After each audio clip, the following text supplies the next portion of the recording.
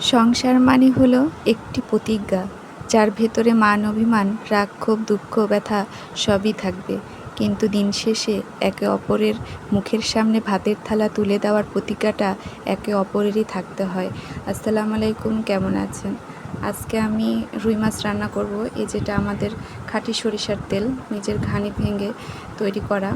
আর আজকে আমি রান্নাতে যা যা ব্যবহার করব তার অধিকাংশই আমাদের বাসার তৈরি, মানে যেমন হলুদের গুঁড়া, মরিচের গুঁড়া, তারপরে ধনিয়া গুঁড়া, সরিষার তেল। মাশাল্লাহ আমাদের বাসারই মানে তৈরি জিনিসগুলো দিয়ে রান্না বান্না হয়। তো আমাদের আজকে সংসার বিষয় নিয়ে একটু কথা বলবো। আসলে সংসার নামক একটা মানে প্রতিষ্ঠান আর কি।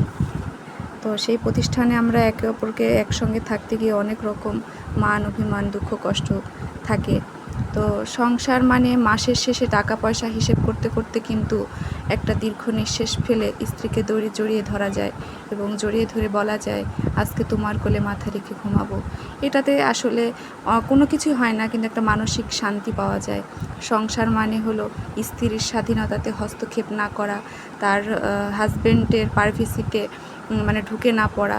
সংসারে অনেক রকম মানে স্যাক্রিফাইস করতে হয়।